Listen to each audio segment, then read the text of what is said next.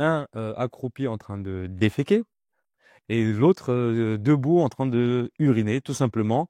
Et il parlait normal, une clope à la bouche. On entend souvent parler d'arnaque sur Alibaba. Est-ce que c'est encore d'actualité ou c'est surtout des mythes de ton côté, de ce que tu as pu voir? Est-ce que tu aurais des techniques comme ça pour payer moins de droits de douane tout en restant légal, hein? Est-ce que tu connais t'as des anecdotes à peu près dans ce domaine-là?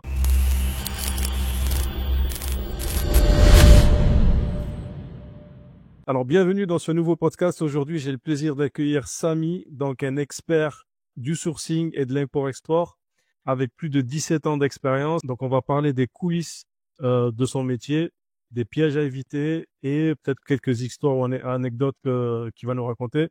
Donc, salut Samy, est-ce que tu peux te présenter rapidement et nous dire comment tu es tombé dans le monde du sourcing? Salut Nassim, salut à la communauté. Donc moi c'est Samy, ça fait 17 ans que je suis dans l'import-export. Donc du coup, je suis tombé dans l'import-export suite à de la demande sur ma niche, tout simplement. Et moi, je suis vraiment un curieux. J'aime bien savoir où est-ce que sont fabriqués les produits et de remonter forcément à la source. Et donc le constat qui s'est fait, c'est que tous les produits venaient de Chine, tout simplement, hein, l'usine du monde. Et donc, il y a 17 ans, j'ai pris mon sac à dos, un aller simple, j'avais pas pris de retour. Et je me suis dit, je reviens pas de Chine tant que j'ai pas trouvé mes fournisseurs, mes usines et mes produits. Et du coup, la première fois, j'ai passé un mois. Quand tu dis ta niche, c'est-à-dire? Moi, je suis dans la niche de la restauration. Donc, je fais tout ce qui est matériel professionnel, de l'alimentaire et tout ce qui est consommable pour la restauration. Ok, et du coup, c'est par rapport à tes clients dans la restauration qui a fait que tu es parti en Chine? Exactement. En fait, moi, avant d'être importateur, donc j'étais grossiste alimentaire. Donc, on fournissait les restaurants, donc tout ce qui était matières premières, donc tout ce qui était viande, emballage, etc. Et de fil en aiguille, donc on avait développé notre clientèle donc dans le sud-ouest, hein, donc on avait ouvert à Bordeaux. Et donc les restaurateurs nous demandaient à chaque fois, est-ce que vous n'avez pas du matériel professionnel? J'ouvre mon deuxième restaurant, mon troisième. On en a marre d'avoir des prix chers, etc. Donc on avait commencé à prendre des produits en local, on va dire en Europe. Donc on voyait qu'il n'y avait pas énormément de marge. Et on se dit, pourquoi passer par des intermédiaires? Parce que les produits venaient directement de Chine. Et c'est de là qu'on a commencé à importer de Chine. Ok, donc ça, c'était il y a 17 ans. Et du coup, C'est ça. est-ce que tu te rappelles de ta toute première mission sourcing, c'était comment? La toute première mission sourcing, déjà beaucoup de barrières, donc culturelles. J'avais pas l'habitude d'aller aussi loin déjà, donc on se contentait d'Europe, le Maghreb, voilà. Et surtout, il y a un choc culturel. Surtout la première fois qu'on est arrivé, pour anecdote, c'est que on arrive, t'as aucune application qui fonctionne. Donc comme tout touriste, on arrive à l'aéroport, on prend la puce, avec de la data, etc. On branche dans le téléphone. Toutes les applications ne fonctionnent pas. Donc tout ce qui est occidental comme Facebook, WhatsApp, tout ce qui permettait d'être en contact déjà juste avec ses proches pour leur dire qu'on était bien arrivé. Et après l'expérience du sourcing, très très dur au début parce que aucune notion. On est parti à l'aventure, énormément de visites d'usines dans des patelins, etc. Donc, mais alhamdoulilah, comme on dit, ça s'est bien passé. Bah, super, c'est cool. Et du coup, donc j'imagine, ouais, quand tu arrives, à l'époque surtout, c'était pas très documenté. Aujourd'hui, quelqu'un qui va en Chine, il va sur Internet, il fait quelques recherches, il sait que là-bas il faut un VPN, il sait que machin. Et c'est vrai qu'à l'époque, quand on arrive et on n'a pas toutes ces infos, bon tu découvres et tu te retrouves un peu comme un con à vouloir utiliser ton téléphone. Et c'est des petits trucs qui font que c'est vrai que C'est ça exactement. Il y avait pas les réseaux pour nous donner les tips, ni ChatGPT, ni quoi que ce soit. c'était C'était à la mode, c'était. terrain. Et après, à force de persévérer, parler un peu avec les Chinois, déjà, bon, la langue, c'était assez compliqué. Ils nous disaient, voilà, t'es étranger, donc forcément, il va te falloir un VPN. Et tous les jours, on apprenait quelque chose de nouveau, tout simplement. Et ton niveau d'anglais, il était comment? Il était moyen, on va dire. Je me suis T'arrivais. perfectionné entre-temps. On arrivait à se faire comprendre. Après, l'avantage avec la Chine, même si on ne maîtrise pas le français ou l'anglais ou le chinois, il y a la langue internationale, c'est les chiffres. Donc, même si je maîtrisais un peu l'anglais, il y avait des fournisseurs, ils parlaient pas un seul mot d'anglais, c'était que le chinois. Et du coup, bah, c'était le langage avec la calculatrice, tout simplement. On montrait le produit qui nous intéressait, le fournisseur tapait le prix sur la calculatrice et voilà. Après, on négociait, on supprimait, on mettait notre prix et ainsi de suite. Et sinon, papier, stylo, quoi. Langage universel, c'est le langage de la monnaie. C'est ça. Ok. Du coup, donc tu as dû voir des choses incroyables dans 17 ans de business là-dedans. C'est quoi l'anecdote la plus folle ou la plus drôle que tu peux nous partager, par exemple? Je sais que tu m'en as déjà raconté quelques-unes. Alors pour ceux qui ne le savent pas, en fait, moi j'ai rencontré Samy sur TikTok. Donc tu étais venu sur un de mes lives, hein, tu m'as posé quelques questions sur Amazon. Et puis, ben, de fil en aiguille, on a fait connaissance, tu m'as expliqué ton métier, tout ça, et c'est pour ça qu'aujourd'hui, ben, ça donne lieu à cette interview-là. Et tu m'avais raconté une anecdote, je sais pas si tu veux le donner, mais Celle de l'ascenseur, celle des Marais. ça a plein de ça. Et après, si t'en as d'autres, vas-y, je te laisse. Bah, celle de l'ascenseur, c'est celle qui m'a choqué jusqu'à maintenant, on va dire. C'était, bah, quand je te parle de choc culturel. Bon, bah, la première fois, bon, on a quand même pris un hôtel classe, 5 étoiles, voire un peu plus. C'est entre le 5 étoiles et le palace, tu vois. Et du coup, moi et mon associé, on monte dans l'ascenseur et dans l'ascenseur, il y a comme c'est un truc classe, il y avait un majordome, tu vois. Et donc, il y a moi, mon associé, d'autres personnes et ce majordome. Donc, bah, quel étage? On monte au deuxième ou treizième, je me rappelle plus, ça fait tellement d'années, on va éviter les détails. Et à un moment, on entend, excuse-moi, mais une grosse caisse, mais bien prononcée, tu vois. Moi, mon associé, on se regarde et tout, c'était devant nous, il y avait que le majordome. On se regarde, on est choqué et tout. Et lui, il se retourne comme ça, et il rigole. Et tout le monde se tapait des barres dans l'ascenseur. Et après, bah, de fil en aiguille, bah, on s'est dit, bon, peut-être c'est un mec fou, ils ont raté leur entretien d'embauche et tout. Mais en fait, bah, de fil en aiguille, on s'est rendu compte que bah, c'était quelque chose de normal, comme rôter, aller chercher des molars bien profonds. Bah, déjà, c'est le premier choc culturel, c'était ça. C'est nous, on n'a pas l'habitude de ça, tu vois. Voilà, c'est ce qui a retenu mon attention depuis le temps. C'est vrai que j'ai aussi un autre ami aussi qui était en Chine aussi, il m'a raconté un peu un truc un peu dans ce style-là et je crois il était monté dans un, je sais pas si c'est un taxi ou dans un bus ou un métro, bref, dans un transport en commun. Et pareil, le gars qui était à côté, il a lâché un truc normal et regardait en rigolant. Pour eux, chez eux, c'est normal. Donc voilà, C'est ça. ça parfume un petit peu parfum d'ambiance, hein, et ça fait rigoler. C'est ça. Et après, j'en mets une autre si tu veux. J'étais dans la ville de Zibo, donc c'est la campagne de chez campagne en Chine. J'étais dans une usine d'un fournisseur. Donc, à un moment, besoin d'aller au petit coin. Donc, le patron d'usine m'indique c'est où le petit coin et tout. Bon, tu vas tout au fond à gauche, ok, j'y vais. Et là, j'arrive, le drame. Je vois deux employés au niveau des toilettes. Donc, pas de séparation, pas de porte. Il y avait deux trous par terre, type année Moyen Âge, vraiment des trous dans le sol. Un accroupi en train de déféquer et l'autre debout en train de uriner, tout simplement.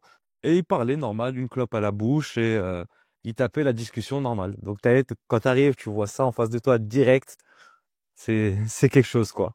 Tu finis Ouais. à quelle heure et tout? Non, normal, c'est... C'est des ouf. Ouais.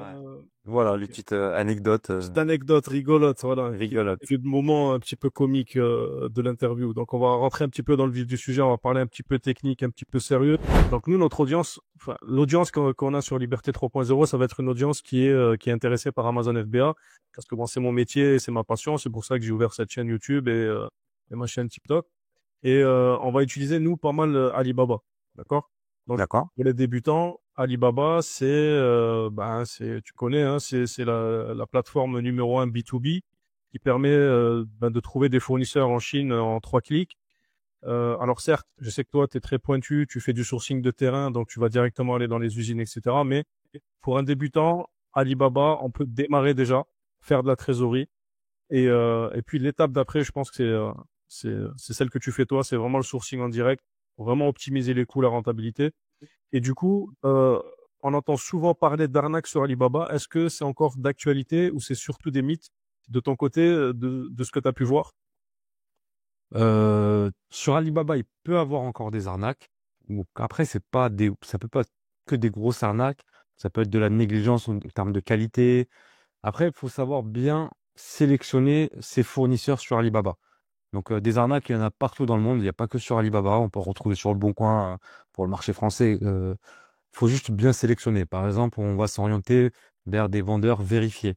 Donc, on a des rapports, on peut voir que l'usine a été auditée ou bien l'agent, tout simplement. Donc, nous, au tout début, hein, la première fois qu'on a été en Chine, parce que Alibaba, ça fait de nombreuses années que ça existe.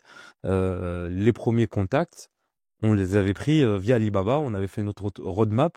Donc, on avait pris la ville, par exemple, de Guangzhou et on mettait des points au nord, au sud, est, ouest. Après, nous, on a été sur le terrain directement.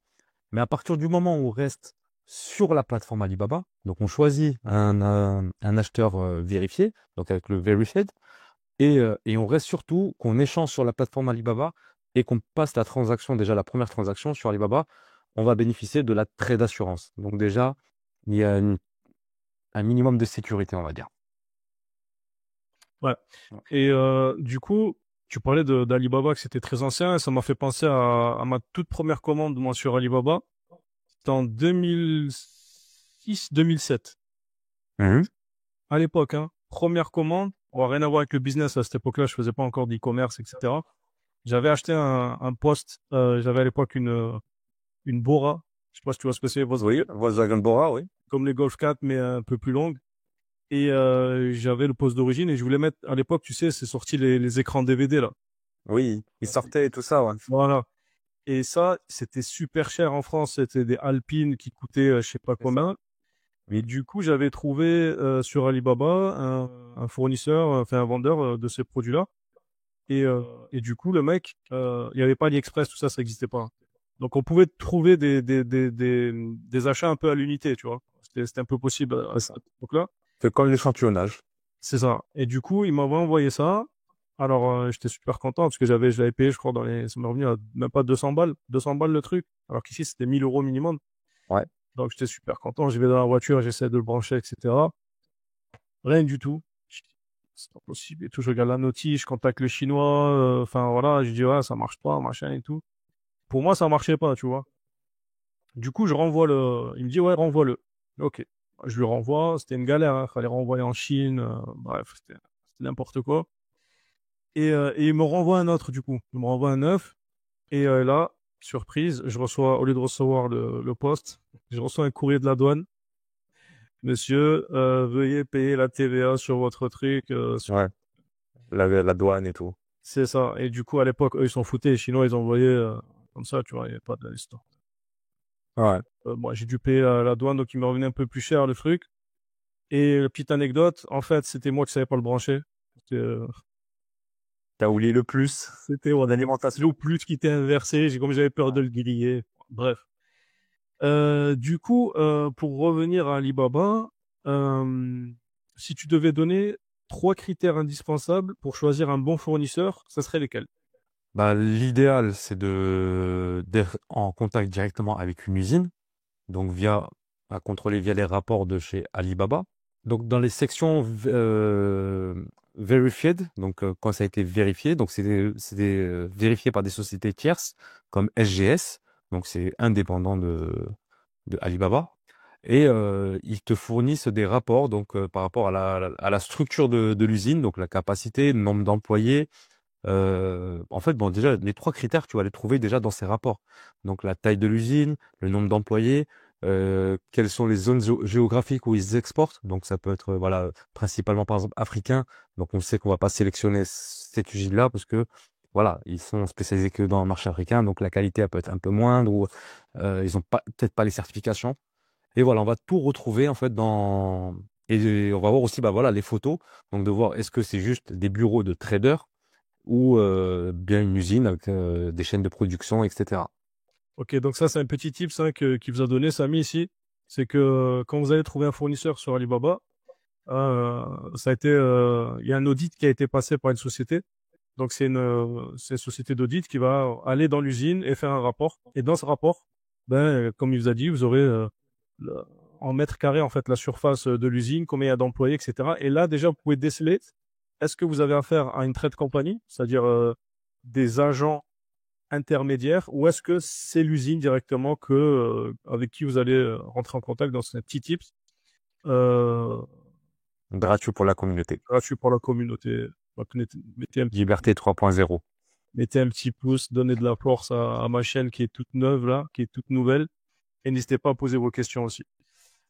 Du coup, on va poursuivre, Samy.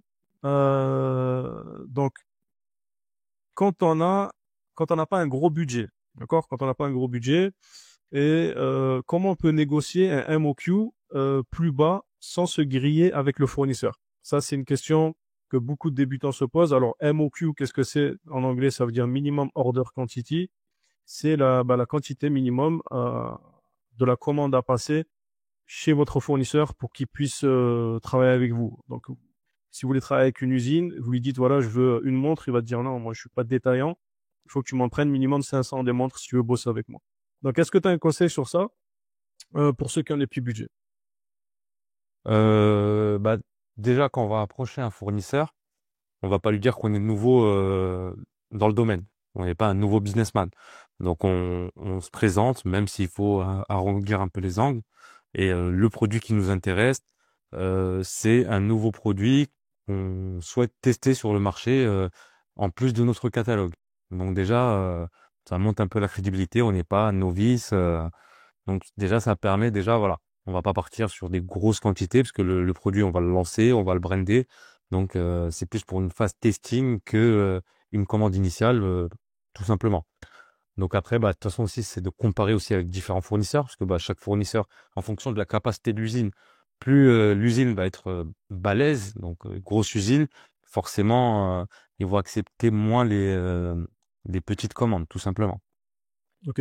Voilà. Bah, tu sais quoi, c'est exactement le même conseil que je donne à mes élèves. C'est faites-vous voir plus grand que ce que vous êtes. Quand vous parlez de vous, parlez de votre société, de votre compagnie. Je leur donne même des petits tips de créer des mails genre sourcing, arrobase, leur nom de marque, genre CEO, machin, directeur, tu vois, ça fait genre, c'est un gros truc alors que le mec il est tout seul et il a peut-être 6 000 euros à investir, tu vois, mais moi je pense que aller au bluff, bah déjà on va mieux te considérer derrière que si tu arrives et que voilà, Exactement. que c'est ta première commande, donc automatiquement eux ils le sentent direct, hein, testing order, test order, c'est-à-dire une commande test, une première commande. Et là on peut essayer de tricher, dire voilà, s'il vous dit minimum 500 pièces, bon bah tu peux dire ok je veux prendre peut-être 300 pièces juste pour un test, et puis derrière leur faire miroiter en fait du long terme. En fait les fournisseurs eux ce qu'ils veulent c'est une relation sur du long terme. Et quand vous leur dites que vous vous lancez sur Amazon, bah, ils savent pertinemment que sur Amazon, c'est une machine en fait qui marche H24 7 jours sur 7 et qui devra vous alimenter en fait tout le temps que votre produit marche. Donc c'est des commandes récurrentes et ils sont plus à même de venir travailler avec des gens qui vendent sur Amazon parce qu'ils connaissent Amazon.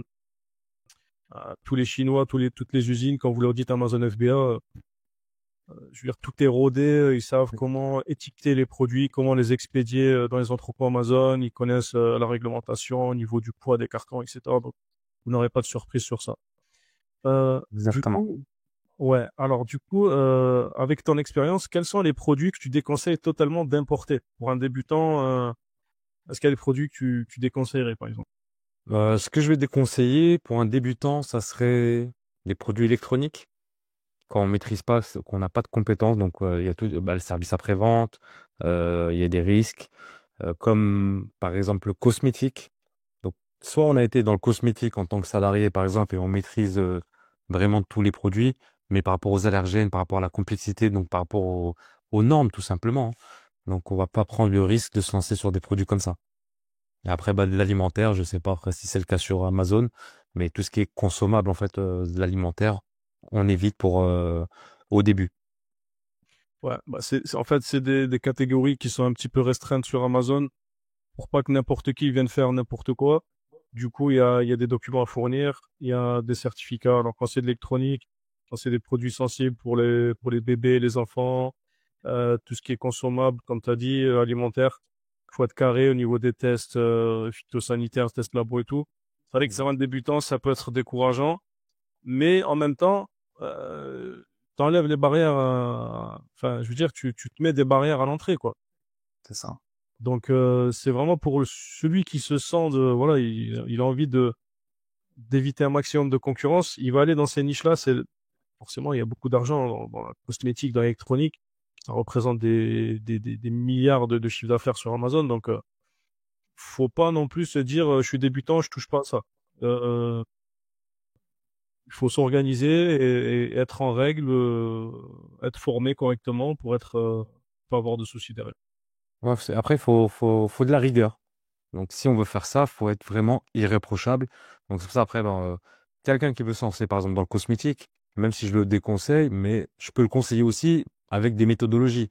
Donc, si on trouve un fournisseur de cosmétiques, on veut faire ça, bah, déjà, pour se sécuriser, on va prendre le produit qu'on va faire tester dans un laboratoire français, par exemple. Donc, on se garantit un minimum derrière, quoi. Exactement. Justement, en parlant de produits un petit peu compliqués, est-ce que pour toi, le contrôle qualité, c'est obligatoire dès le début ou pas forcément? Par exemple, s'il y en a un, il prend 200 pièces, le produit, il est pas trop à risque, je sais pas moi, des serviettes de plage, est-ce que tu conseilles quand même de faire un contrôle qualité? Bah, pour une première commande, quand on connaît pas le fournisseur, c'est la première commande, je conseille vivement de faire un contrôle qualité. Donc via un bureau de contrôle, via son agent qui puisse contrôler la marchandise donc par rapport au cahier des charges, s'il y a un cahier des charges qui a été mis en place. Et ensuite, par la suite, voilà, dès que l'on maîtrise le produit, il y a la confiance qui s'installe avec le fournisseur, on peut commencer à lever un peu le pied sur ça. Je te rejoins totalement parce que surtout quand c'est le produit, comme tu as dit, le premier, pardon, quand c'est le premier produit, le truc qu'il y a, c'est que si tu lances un produit sur Amazon qui comporte des défauts de fabrication ou quelque chose qui est pas bon, ben c'est foutu parce que tes premières évaluations que tu vas avoir, ça va être des mauvaises notes et c'est quasiment irrattrapable. Imaginons que tu as pris 200 pièces et sur les 200 pièces, tu as 10 produits défectueux. Ça va te faire potentiellement 10 avis négatifs. Et moi, je te dis par expérience, sur Amazon, les gens sont beaucoup plus motivés à te mettre, ouais, quand ils sont pas contents, à te mettre un avis négatif qu'un avis positif. C'est hyper important parce que ça peut faire foirer d'entrée de jeu, en fait, le business est découragé. Voilà. Donc, contrôle qualité sur la première commande, c'est quasi indispensable. Sinon, ben, c'est tout qui part à l'eau. Tous les mois de travail que vous avez passé avant à sourcer, à travailler sur votre produit, à déposer votre marque, bah, tout qui s'envole parce que, ben, à cause de peut-être de 10 produits. Là, j'ai pris un exemple de serviettes de plage. Imaginons qu'il y a des fils qui dépassent ou ils sont un peu déchirés ou effilochés. Bon, ben, c'est mort. C'est mort. Parce que même si elle vaut 10 euros ou 15 euros ta serviette, les gens, ils vont aller rembourser et puis un étoile, ils vont même mettre des photos avec le truc déchiré. Bon, ben, là, t'es parti pour rattraper 10 avis négatifs avec du positif. Il en faut. Voilà, petite année, je referme les parenthèses du professeur Amazon. Amazon.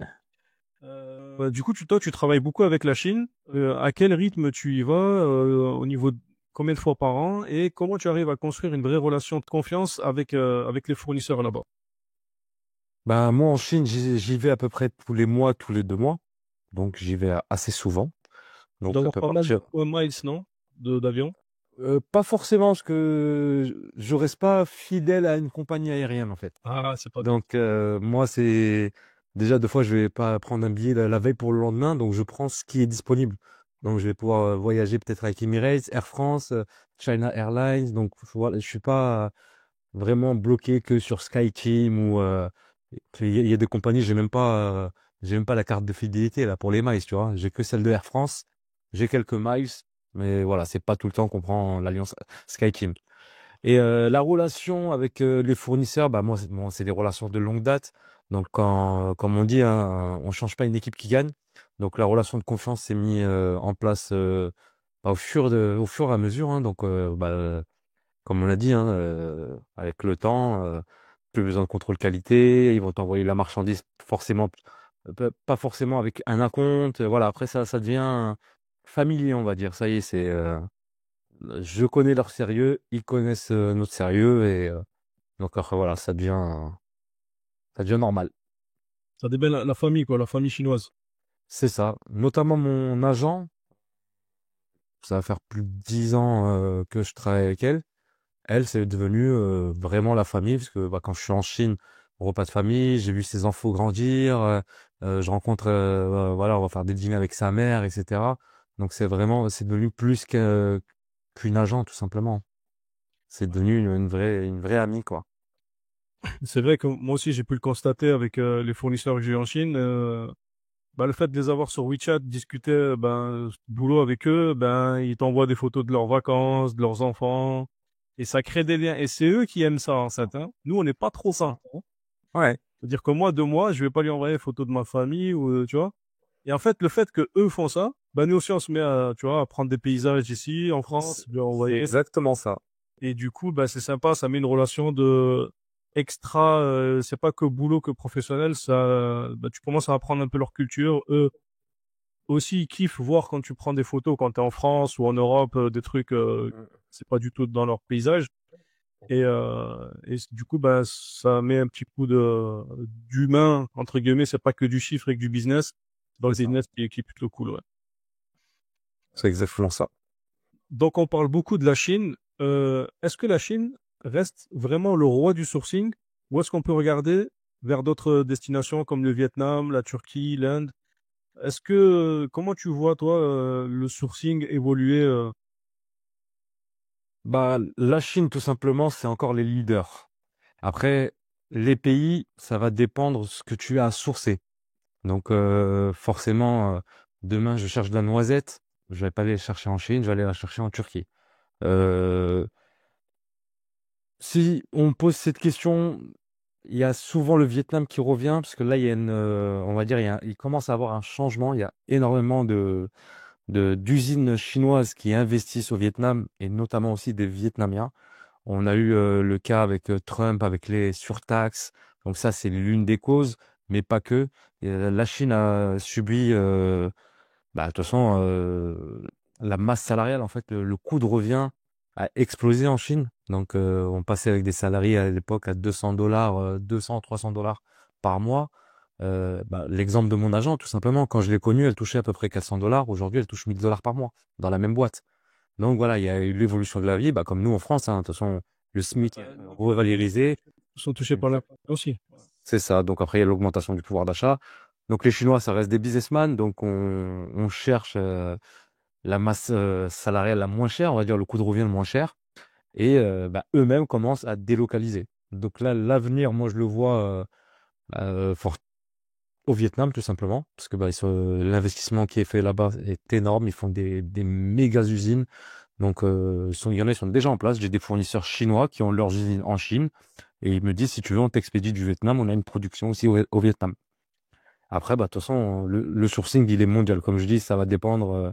Voilà, par exemple, si on cherche de la viande bovine pas chère, on va aller au Brésil, Amérique du Sud, voilà. Mais sinon, dans les produits généraux, ça reste le Made in China. 80% des produits viennent de l'usine du monde, quoi. Ok. Et du coup, là, tu parlais de taxes avec, avec Trump, etc. Le fait que les usines chinoises délocalisent au Vietnam, c'est combien la différence de taux qu'il y a entre le Vietnam et la Chine? À l'importation aux États-Unis, par exemple, parce que tu connais les chiffres ou pas? Après, moi, je connais pas le chiffre exact parce que le marché USA, c'est pas trop mon marché. Mais je peux te dire que Trump, de toute façon, on l'a vu dans les infos, sur les réseaux, il avait augmenté les taxes jusqu'à plus de 125%. Donc, Oui. c'était une escalade. On avait commencé à 50, 80, 100, 125. C'était aller-retour, aller-retour. Après, ils ont suspendu. Donc, maintenant, mais bon, voilà, le Vietnam n'a pas subi cette surenchère de taxes.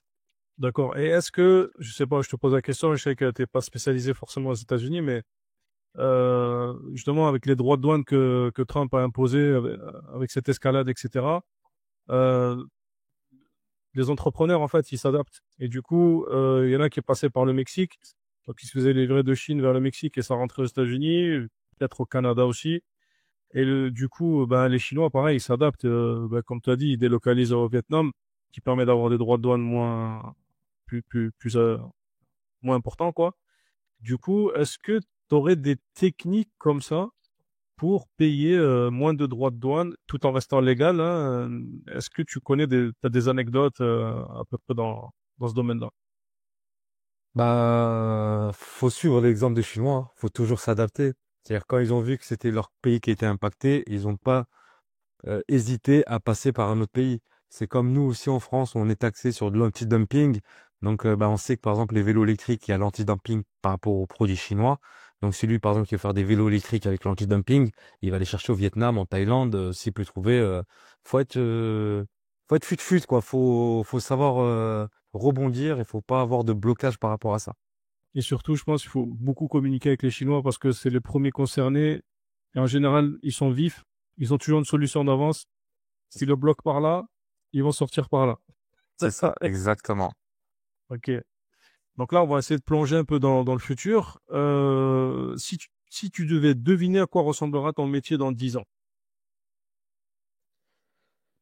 Bah, de toute façon, quand on voit avec l'évolution technologique qu'il y a actuellement, donc tout ce qui est IA, automatisation, bah, ça va simplifier énormément le sourcing. Donc juste bah, comme si on parlait à ChatGPT tout simplement, hein, trouve-moi le fournisseur Intel dans telle région avec le meilleur tarif, etc. Avec des bases de données, je pense ça sera plus ça le futur. Mais malgré cette évolution, moi personnellement, moi, l'importation, c'est une passion. J'aime bien voyager. On joint l'utile à l'agréable. J'aime bien découvrir les autres cultures. Donc, même si j'ai tous les outils en main pour simplifier le sourcing, je me rendrai quand même en Chine et faire comme je fais aujourd'hui. Alors, on en reparlera dans 10 ans. De toute façon, on va faire un petit comeback et on Inch'Allah. verra si on a eu raison ou pas. Inch'Allah. Inch'Allah. Donc là, on va sortir un petit peu du monde professionnel. On va parler plus du concret, quoi, du vécu que que t'as eu là-bas. Est-ce que tu peux me donner le repas le plus bizarre que tu as eu à manger? Je sais que les Chinois, ils mangent tout ce qui bouge. Aussi. Tu vas nous le dire. C'est quoi le truc le plus chelou que tu as pu manger, par exemple, là-bas? De plus chelou, bah là, au mois d'avril, des criquets que j'ai goûté pour voir ce que ça donne. Ok. Mais après, Halal ou pas? comment? Ils étaient halal? Allah alam. Non, c'était un restaurant halal. Ah, Mais ça va, ils ont... ça va. là, c'était des musulmans. Après, le criquet en soi, c'est un insecte. Est-ce que c'est considéré comme halal ou pas? Alors, on va voir. Le mec nous a dit que c'était halal. Mais après, bon, j'ai vu tellement de choses bizarres parce que quand tu vas manger avec les fournisseurs, parce que bon, dans les restaurants halal, t'as pas, voilà, t'as que de la viande. Généralement, c'est les Ouïghours, les Turkmènes ou les Turcs tout simplement. Donc, ça va. Mais quand je vais à la campagne, par exemple, où ça va être vraiment un peu plus local, là, bah, j'ai vu de tout, hein, de l'âne, du serpent. Donc, bah, forcément, j'ai pas mangé, donc je peux demander des crevettes, etc. Qu'est-ce qu'on m'a posé? Bah, des tortues. Mais voilà, j'ai jamais eu le chien. Mais après, T'as mangé de la après, bah, tortue? comment? T'as mangé de la tortue? Non, j'ai pas goûté, non. Ok. Je suis resté sur le poisson et les crevettes. Après, t'as bah, les pâtes de poulet. Ça, c'est leur apéritif par excellence, tu vois. C'est Avec les l'esprit. petites griffes comme ça, là, tu vois. Voilà. Et anecdote aussi pour la bouffe, hein, ben, un jour, je commande donc un plateau de crevettes. Donc, faut savoir que avec la culture chinoise, quand tu commandes pour tout le monde. Donc après, bah, généralement dans les restaurants, tu as des tables rondes avec un plateau tournant et tout le monde mange tout ce qu'on a commandé entre guillemets, tu vois. Ok. Voilà, ce jour-là, C'est pas chacun son plat, commande ah, non, non, c'est au milieu de on la table. commande groupé et tu arrives, tu fais tourner ton plateau. Bah là, ce jour-là, j'étais avec un fournisseur, donc on était en tête à tête, donc on n'était pas dans la grande table ronde. Donc lui, il avait commandé je sais plus quoi, et moi j'ai commandé une grosse assiette de crevettes. Donc moi je commence à la française, décortiquer, etc. Et après, bah ça c'était vers les débuts, donc tu sais, le petit choc encore culturel et tout. Et je vois il commence à mettre sa main dans mon assiette et tout. Je dis, oh, qu'est-ce qu'il fout lui, tu vois? Bon, je le laisse et tout, mais il prend pas les crevettes, il les mange entières avec la tête et tout, et t'entends des crash, crash. Ah ouais. Je dis, ah ouais, où est-ce que je suis là, tu vois? Tu dis, ouais, ok, je suis à la source. Avec les ondes qui dépassent et tout. Ah, je te jure, ça sortait comme ça dépassait et tout. Ouais. Ok. Et ok, bon, c'est comme ça. C'est peut-être bon. Mais moi, j'ai continué. Moi, je galère et lui, en une seconde, la crevette était déjà partie, tu vois. C'est ça. Voilà. Bon, c'est des choses pour les voir, il faut bouger chez soi en fait, hein, tout simplement. C'est ça, exactement. Du coup, ta pire négociation ou la plus épique? Genre, est-ce que un jour t'as fait n'importe quoi avec un fournisseur ou celle où t'as fait un coup de maître, par exemple? Est-ce que t'as une anecdote sur ça? Bah, l'anecdote, on va revenir encore. Bah, généralement, les erreurs, tu les fais au début, hein. Moi, je vais te raconter des erreurs qu'on a fait au début.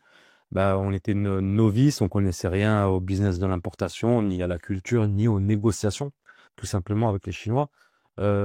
C'était sur des friteuses électriques. Donc, en tant que débutant dans le business, forcément, on cherche le moins cher, le moins cher, le moins cher. Il n'y avait pas, on ne cherchait pas la qualité, tu vois, clairement. Personne nous conseillait, tout simplement. Nous, on allait à la Chine, pour nous, tout était pareil, il fallait chercher juste le prix. Quand quelqu'un te disait plus cher, c'était de l'arnaque, entre guillemets, tu vois. Donc, on importe nos premières friteuses, donc un conteneur complet. On commence à les vendre très bien, parce que bon, forcément, on n'achetait pas cher, donc on revend moins cher aussi. Donc, les ventes explosent. Et au bout de quelques mois, bah, des retours. Premier retour, deuxième retour, SAV, problème. Moi, le thermostat, il marche pas, mon bouton, il marche pas. Bon. On dit, c'est pas grave, on commence à les réparer, à redonner aux clients, etc. On commence à s'intéresser, on se dit, bah, c'est pas normal, tu vois. Pourquoi le thermostat, il lâche? Bon, c'est un peu technique, mais pourquoi le thermostat, à chaque fois, il lâche et tout? On va voir qu'est-ce qui se fait ici en Europe, qu'est-ce qui se fait en termes de thermostat. Donc, on a démonté une friteuse espagnole, si je me trompe pas. On voit que c'est thermostat de la marque Ego, donc c'est une marque allemande. On repart quelques mois plus tard en Chine, donc on explique le problème au fournisseur et tout. On dit voilà, c'est pas normal, à chaque fois des retours et tout.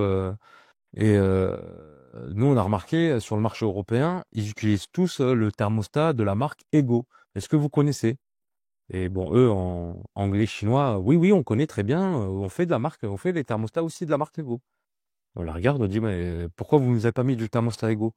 On nous a dit bah vous nous avez pas demandé, tout simplement.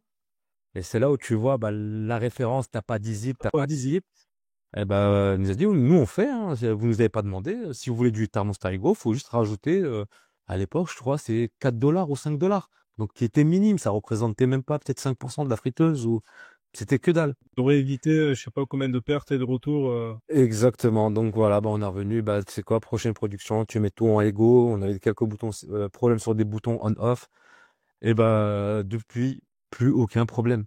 Elle tourne comme des Rolls-Royce, tu vois. Mais voilà, tout est dans le détail, c'est-à-dire faut maîtriser son produit, son concept, quoi, tu vois, faut connaître son produit tout simplement. Ouais. Bah, en gros, il t'a fait. T'as pas dit Jeep? T'as pas dit zips, direct. Ah, si tu devais résumer ton métier en une punchline ou en une phrase, ça serait quoi? Euh, à la source, À la source. direct. Ça. Bah écoute, ouais, c'est sourcing, hein, de toute façon, hein, ça veut dire ce que ça veut dire. Hein. Sourcer à la source. Voilà. C'est cool. Ça va très bien. Bah écoute, merci beaucoup, Samy, pour toutes ces Là, pépites. de rien, avec plaisir, Nassim, merci de m'avoir invité. Avec grand plaisir. Alors, je suis sûr que ça va aider beaucoup de futurs vendeurs Amazon. Donc, si tu avais un conseil ultime à donner à quelqu'un qui se lance sur Amazon FBA en private label, c'est-à-dire qui veut lancer sa propre marque, qu'est-ce que ça serait? Bah, si je devais conseiller ta communauté, donc les vendeurs Amazon, c'est de la rigueur, de la persévérance et ne pas négliger la qualité. Voilà, trois conseils très très importants. Et ne Super. jamais lâcher l'affaire. C'est pas que le premier produit ne fonctionne pas, que peut-être le deuxième ne fonctionnera pas. C'est pour ça que je dis faut de la persévérance. Le business c'est comme ça. Faut jamais lâcher l'affaire juste tant que ça pète. Voilà. Ça sera le mot de la fin. Et juste pour rebondir sur la qualité, encore une fois, quand vous voulez lancer un business, que ce soit sur Amazon, il faut viser sur du long terme. Si vous partez pas directement avec un produit de qualité, vous partez avec un produit bancal, bah, automatiquement, c'est comme si vous aviez un compte à rebours. À un moment donné, soit vous allez vous faire éjecter par Amazon parce que vous avez trop de retours, soit ben, c'est les gens qui vont vous éjecter parce que vous avez des mauvaises évaluations. Donc la qualité, c'est le maître mot. Bien évidemment, il y a d'autres critères, mais Je pense que dans le domaine du sourcing, c'est la chose la plus importante. Euh, Yes. donc, si vous avez kiffé cette interview, ce format-là de podcast que je fais sur ma chaîne, n'hésitez pas à mettre un pouce pour m'encourager vraiment à vous proposer d'autres contenus comme ça avec d'autres invités toujours en restant dans le domaine d'Amazon FBA. Donc, le petit pouce. Si vous avez des questions, surtout, n'hésitez pas. Donc, Samy, alors, Samy, je te laisse parler de tes réseaux. Bah, moi, principalement, je suis connu sur TikTok, donc sous le nom de Business China Import. Donc, je te laisserai mettre le arrobase sur ta chaîne. De toute façon, je mets Et tout dans la description. Et n'hésitez pas, donc, si vous voulez en apprendre plus sur bah, l'import-export, il fait des lives comme moi je fais en fait sur TikTok. Moi, je fais des lives dans le domaine de la vente sur Amazon. Et lui, ça va être sur l'import-export.